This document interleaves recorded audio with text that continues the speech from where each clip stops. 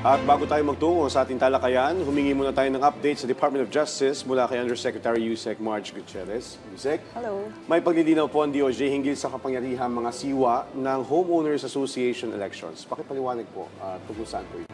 Okay, Joshua. Nilinaw ng Department of Justice na hindi maaaring italaga ng Human Settlements Adjudication Commission o HSAC ang mga local government units o LGUs bilang sheriff para magsagawa ng Homeowners Association o HOA elections.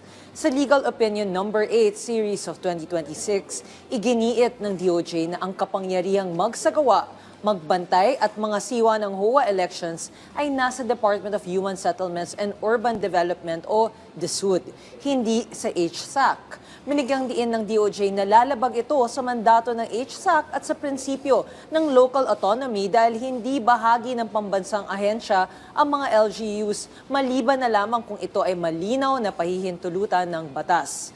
Dagdag pa ng DOJ, may kanya-kanyang tungkulin ang mga ahensyang nabanggit. Adjudication at enforcement ang sa HSAC habang ang DSUD ang may kontrol sa eleksyon ng mga HOA. Dapat tandaan na hindi maaaring humigit o kumulang ang mga ahensya ng gobyerno sa mandatong ipinagkaloob ng batas.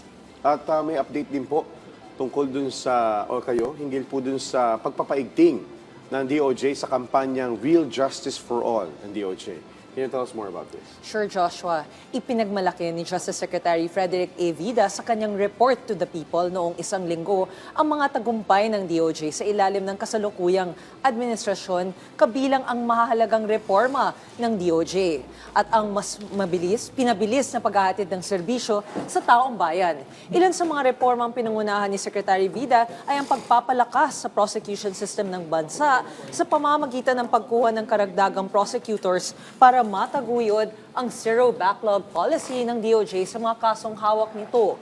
Kasunod ng pagkakaroon ng karagdagang prosecutors ay ang pagbilis ng pagresolba sa mga kaso kasabay ang mas pinalawak na access ng publiko sa serbisyong legal sa pamamagitan ng mga katarungang karavan ng DOJ. Bahagi ang Real Justice for All campaign ng DOJ ng Bagong Pilipinas governance sa ilalim ng administrasyon ni President Ferdinand Bongbong R. Marcos Jr. Alright, maraming salamat, Yusek Marge, sa mga updates at impormasyon na ibinahagi mo sa amin mula yan sa Department of Justice. You're welcome, Joshua. Thank you, Yusek.